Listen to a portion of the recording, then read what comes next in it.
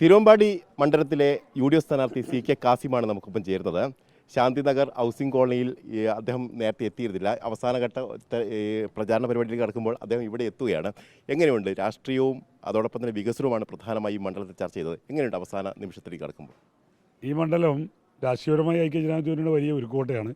2 പ്രാവശ്യം നഷ്ടപ്പെട്ടത് ഐക്യജനാധിപത്യ മുന്നണിക്ക് വലിയ ക്ഷീണം തന്നെയാണ്. പക്ഷേ എന്നാൽ ഇപ്പം ഇവിടെ രാഷ്ട്രീയം കൃത്യമായി ചർച്ച ചെയ്യപ്പെടുന്നുണ്ട്. കേരളത്തിലൊരു ഭരണമാറ്റത്തിന് അനിവാര്യത കൃത്യമായി ജനത്തിന് ബോധ്യപ്പെടുന്നുണ്ട്. അത് ഞങ്ങളുടെ ഒരു മെറിറ്റായി വരും. പിന്നെ വികസനം എന്ന് പറയുന്നത് ഇപ്പോൾ ഇവിടെ ഞാൻ വന്നത് നിങ്ങൾ കേട്ടോന്നറിയില്ല. ഇവിടെ നടത്തിയ ഒരു വികസന പ്രവർത്തനത്തിൻ്റെ ഡീമെറിറ്റ്സാണ്. ഇവിടെ ഒരു റെഗുലേറ്ററി കംപ്ലീറ്റ് നിർമ്മിച്ചതിൻ്റെ പേരിൽ ഇവിടെ വെള്ളക്കെട്ടാണ്.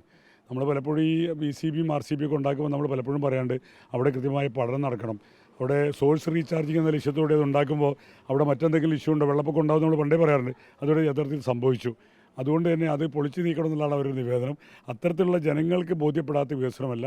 എന്ത് വികസനം വരുമ്പോഴും ജനങ്ങൾ കൂടി ബോധ്യപ്പെടുന്ന, അവർ കൂടി ഗുണം കിട്ടുന്ന രൂപത്തിലായിരിക്കും നമ്മുടെ വികസനം. അത് ഇന്ന പ്രവൃത്തി എന്നുള്ളതിൽ ഏത് പ്രവൃത്തിയാലും സൂചിപ്പിച്ച പോലെ തന്നെ വിവാദങ്ങൾക്ക് അപ്പുറത്ത് വികസനം ചർച്ച ചെയ്തു എന്നുള്ളതാണ്.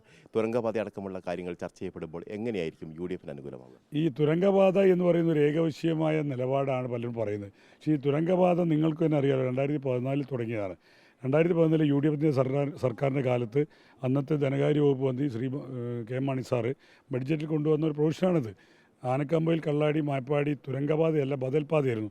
അത് കഴിഞ്ഞ് അന്നത്തെ MLA ഞങ്ങളും ജനപ്രതിനിധികളും എല്ലാം കൂടെ അതിൽ നടന്ന് സർവേ ഒക്കെ നടത്തി രണ്ടാമത് അതിൻ്റെ ഫണ്ട് ഉപയോഗപ്പെടുത്തി 20 കോടി രൂപ അനുവദിച്ചു.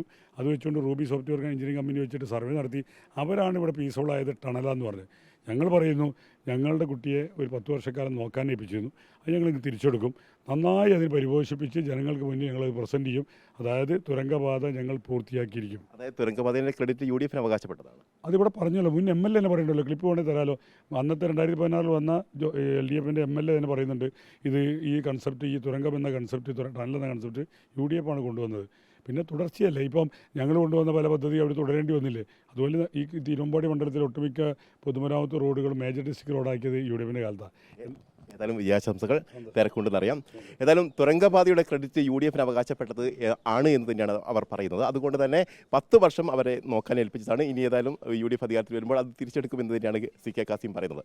KV മഹേഷ് കുമാറിനൊപ്പം reporter AK Abhilash, in reporter, Thiruvambady.